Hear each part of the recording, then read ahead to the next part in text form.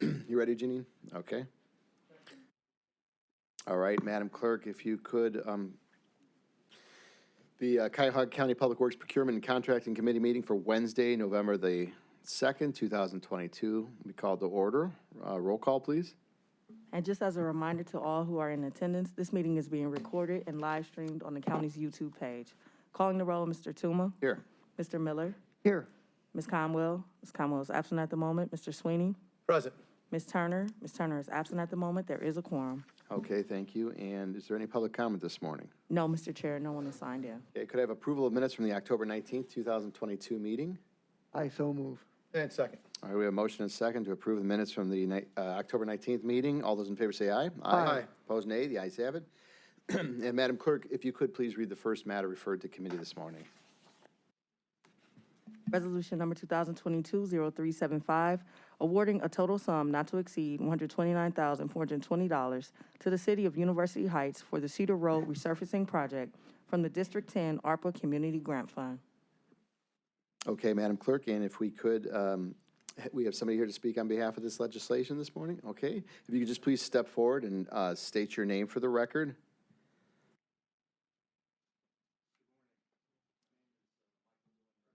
Oh, is the mic on? Seem to be on. There we go. That's better. Good morning. My name is Hello. Michael Dillon Brennan, and I'm the mayor of the city of University Heights. Hi, Mayor. Thanks for being here this morning. Thank you for having me. And if you could just list an explanation, a brief explanation of what this legislation is for. Yes. I'm here in regard to our request for county ARPA funds, in the amount of $129,420 for the Cedar Road project. Cedar Road is the major east-west road that connects the cities of Cleveland with Cleveland Heights, University Heights, South Euclid, and Beechwood before intersecting with the 271 corridor and eastward beyond. It is the most major east-west road in University Heights, running along its border with South Euclid and through University Heights' northwestern corner. Without interstate access in our city, Cedar Road, together with Fairmont Boulevard and Shaker Heights, represent our residents' primary access to downtown Cleveland and to 271.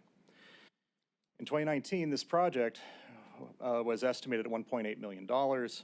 With inflation and supply chain issues, ODOT increased the estimate to $2.3 million, and ultimately the low bid came in at $2.4 million. The project has no ACA funding, but is also 70% in University Heights, 30% in South Euclid, so that makes us the local lead on the project. South Euclid contributing 30% of the local municipal funding for the project.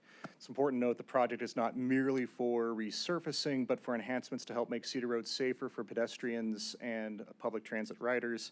There's 3 intersections in particular I'd highlight: Cedar and Thane, a new beaconed crosswalk at Thane Road, and Cedar will improve access to the RTA stop on Cedar, with the closest sidewalks to Thane being about a half a mile away at Cranston or South Taylor. Bus riders are currently forced to walk a half mile out of their way to cross Cedar at a crosswalk, or they resort to jaywalking. So the new crosswalk will be safer for bus riders and pedestrians. There's a packet I passed out or had passed out that shows some of the diagrams and some photos.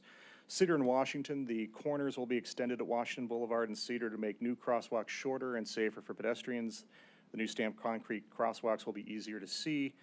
And in addition, the existing crosswalk on the southern part of the intersection is being relocated for safety and accessibility reasons.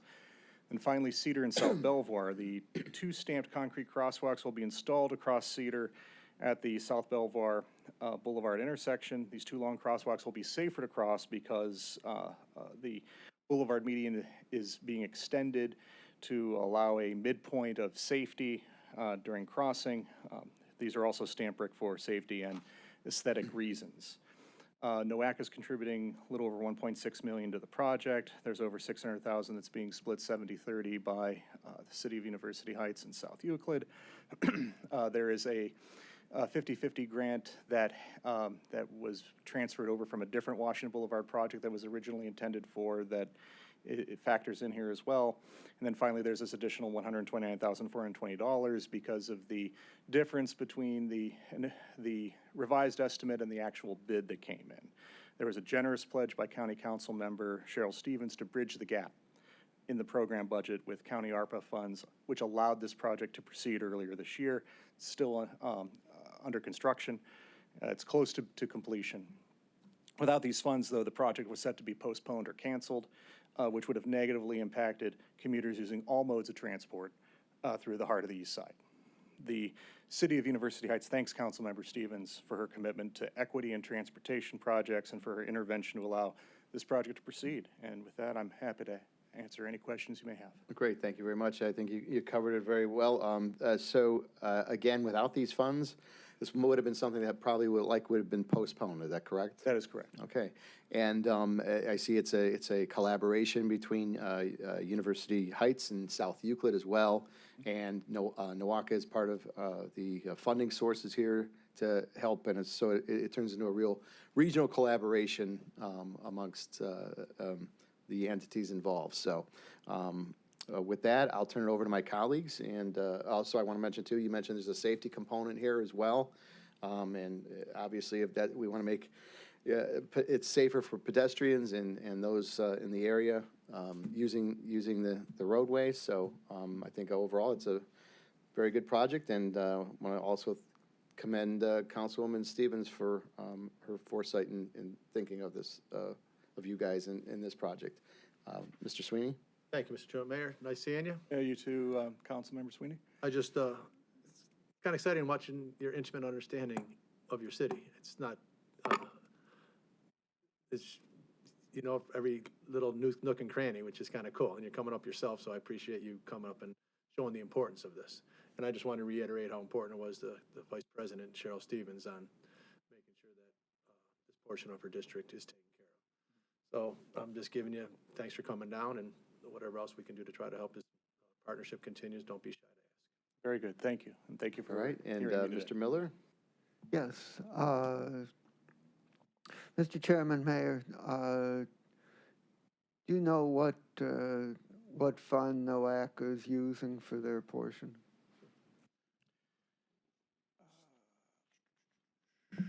You know, I do, but at the moment I don't. Like you, Councilmember Miller, I am on the NOACA board, and we did discuss this at length as far as being one of the projects that it had funded, and they actually increased their funding in part based upon the increase of the estimate. I would have to see if it. I don't think this is TLCI. I think this is something else. This may be a TIP project. I should Perhaps, guess. Mayor, I should look it up. maybe you could just provide us with that information Yes. when you find it. I know you Happy to. probably know what the source is and just don't have it on the tip of your tongue here. Correct. Any other questions or comments? So, No? Mr. Chairman? Yes. I'll make a motion to favorably refer Resolution 2022-0375 to the full council for second reading. All of these ARPA projects were using the full 3 readings for transparency. Correct.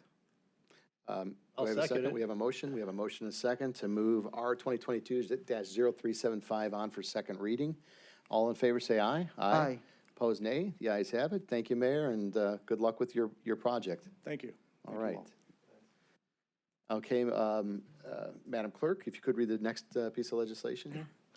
Resolution number 2022-0383, requesting authority to apply for grant funds from Northeast Ohio Area-Wide Coordinating Agency in the amount of $1 million for the Lake Road Clifton Boulevard project in the cities of Lakewood and Rocky River in connection with the Cuyahoga County Lakefront Access Plan. Okay, and if you could just state your name for the record. Good morning, Mr. Chairman. Mike Dever with Department of Public Works. It's good to see everyone this morning.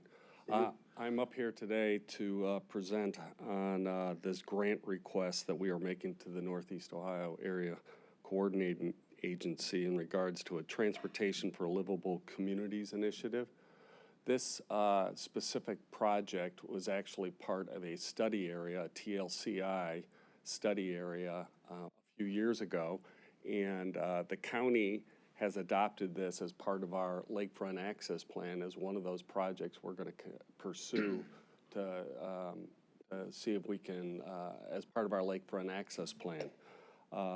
So this is a request. This is somewhat unusual for us to be coming before you to ask for a request to just submit the grant application. As you may know, there's a lot of opportunities for funding out there But just the rules associated with this TLCI program requires us to come before the legislative body to get approval to even submit for a grant. So we're asking, our hope is to ask for $1 million TLCI implementation grant for the project. And this will not fully fund that project, but at the same time, it'll get us underway as we continue to try and attract additional funding opportunities. Okay, so when is the grant application due?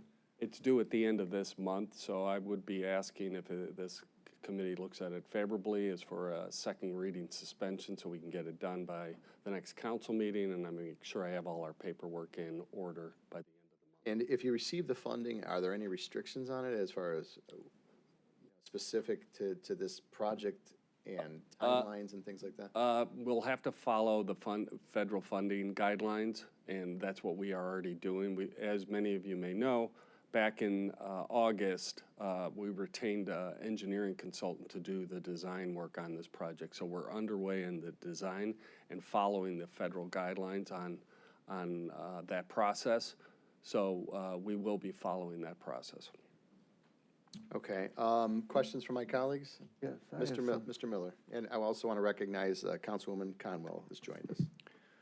So, Mr. Chairman, Director, is this grant for funding to actually do the project, or is it still preliminary work? No, it's actually for implementation. That's the key point to this is the TLCI, there's a study piece, there's a planning piece, which this project was fortunate to get funding for, and now we're looking to see if we can get implementation dollars. It will not fully fund the project, but it'll be a good piece along the way as we continue to seek other dollars.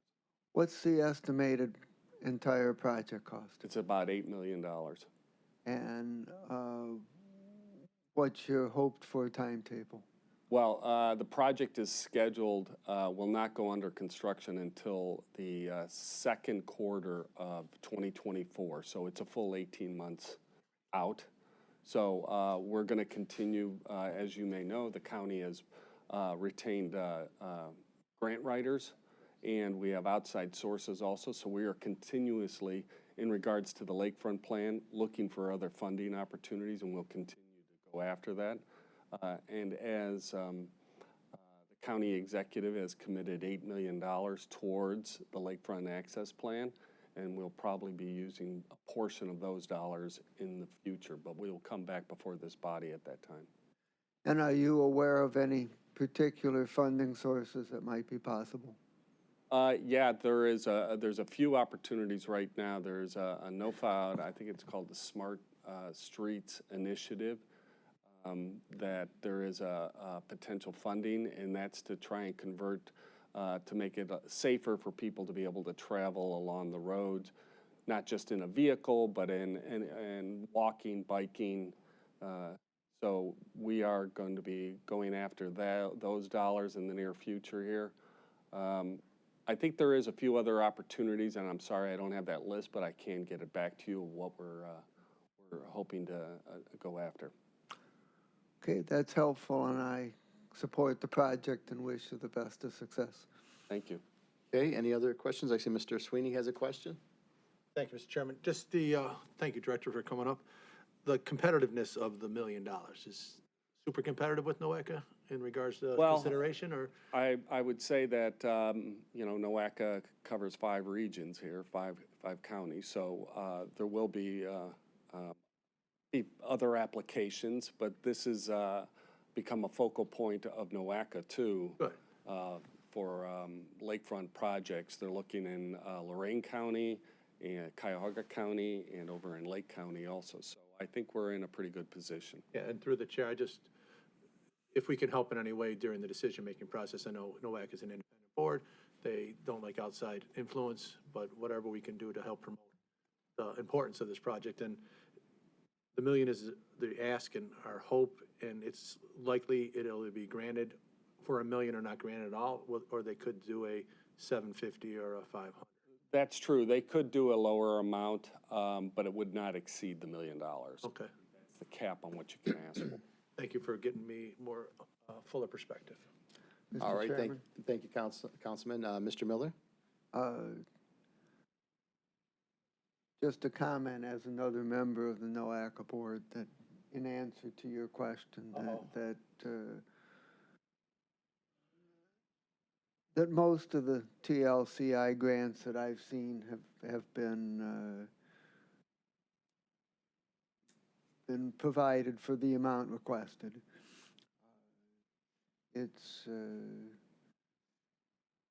It's likely that if they have some money at the end, not enough to fully fund a project, they might partially fund one project, but usually most of them, if they like them, they fully fund them. And I think that that this is a very significant undertaking in line with regional priorities, and that we have a pretty good chance of getting this money. Thank you, Mr. Board Member. All right. Thank you. Also want to recognize Councilwoman Turner's joined us as well. Any other questions or comments on this ordinance? Resolution? Mr. Chairman? Mr. Miller? I'll make a motion to favorably recommend Resolution 2022-0383 with recommendation for leadership to put it on the agenda at the next council meeting for second reading suspension. Do I have a second? Second.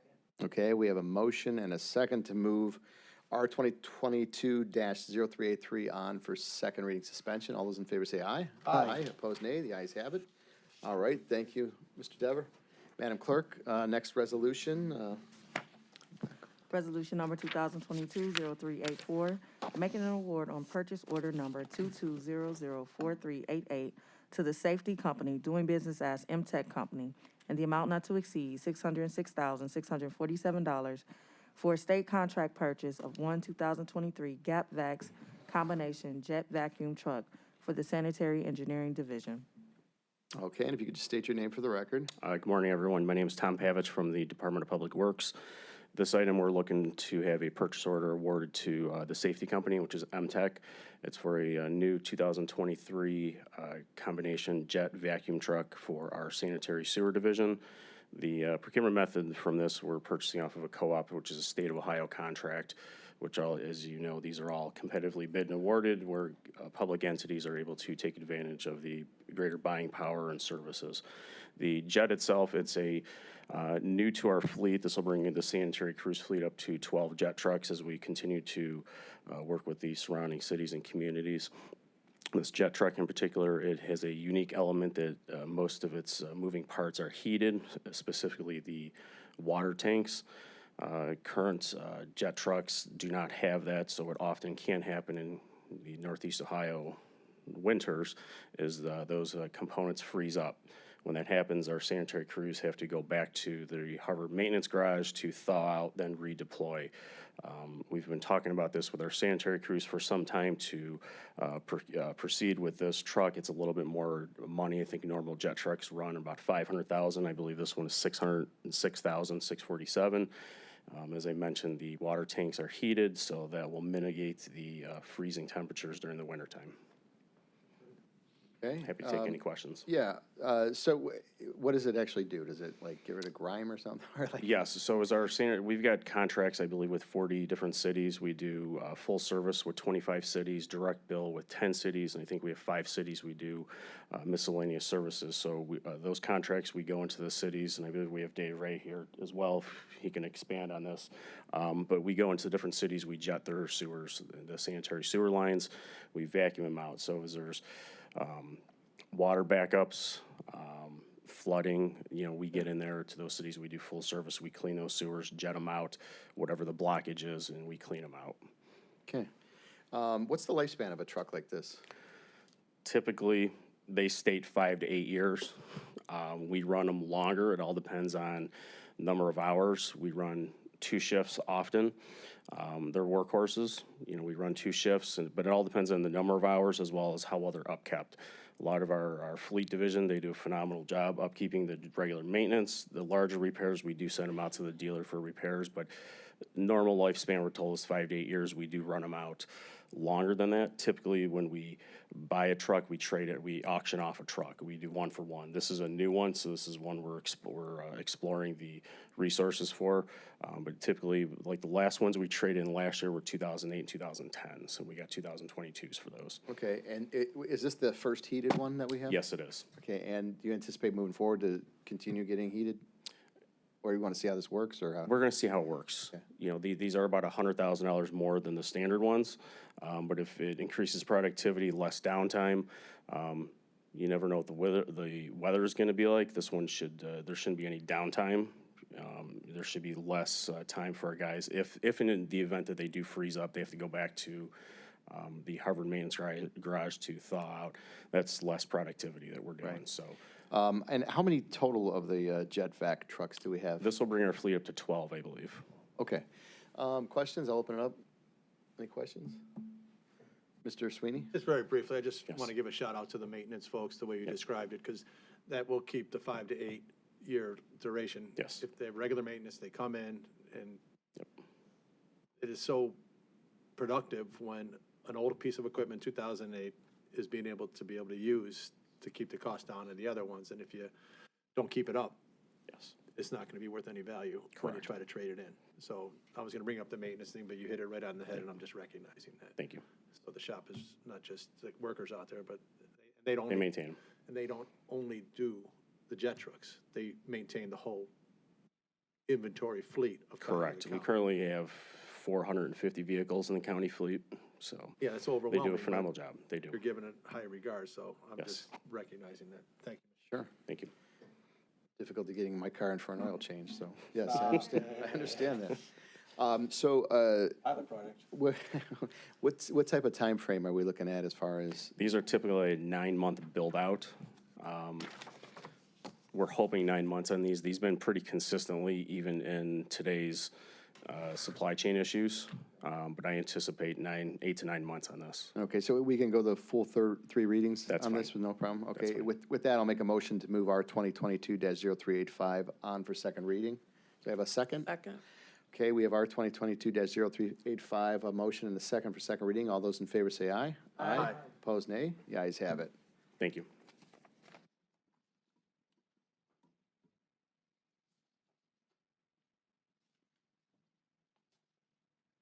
And excuse me, Mr. Chair, just want to correct the record that was 0384. Yes, yes, it was, and I just saw that, yes. So let me just correct that, make sure that it was our 2022-0384 on for second reading, and we have a motion and a second for second reading. All those in favor of that? Aye. Aye. Okay. Ayes have it. Thank you. More of a typo in my head. Okay, Madam Clerk, if you could please read the next resolution. Resolution number 2022-0385, approving and accepting a plat covering the vacation of a certain portion of Station Road located in the city of Brecksville in connection with Cleveland Metropolitan Park improvements. Okay, and if you could just state your name for the record. Hello. Good morning. My name is Jessica French from Public Works. Public Works is requesting the approval and acceptance of the plat for the vacation of Station Road. This is it's in Brecksville, south of Route 82 off of Riverview Road. This is the third and final resolution for this vacation. Metro Parks requested the vacation of this county-owned property so that they can make improvements on this property. It consists of 75,294 square feet, and it's currently unused by the county and closed off to the public. Okay, and these are companion pieces of legislation, I think, came forward on this, I remember. Yes. Do you know what the plans are for the property, what they plan on doing? They are in discussions. They do have some grant money right now there is remnants of a road there, so there's a lot of asphalt. I mean, you saw the viewing of it. They do want to remove that. Brecksville is requesting that they put down a new trail or some new path. It is unclear what they're going to do. They do want to clean it up just Okay. because it is All right, no a little problem. messy. Any questions from my colleagues on this? Okay, seeing none, what's the time issue on this, or or any issues, or are we okay doing this on 3 full readings? We are requesting second reading suspension just to finish up the process considering there's been 3 resolutions Right. and it began in September. Okay, But we are flexible on that. If nobody has an objection to that, I'll make a motion for moving R 2022-0385 on for second reading suspension. Do I have a second? We have a second. All those in favor say aye. Aye. Aye, opposed nay, and the ayes have it. All right, thank you very much. Thank you. Is there anything else before Public Works this morning? Any other business? Okay, seeing none, can we have a motion to adjourn? I so moved. We have a motion, and do I have a second? We have a motion, and a second to adjourn. All those in favor say aye. Aye. Aye, opposed nay. The ayes have it, and Public Works will adjourn at 10:32 a.m. Thank you, everybody.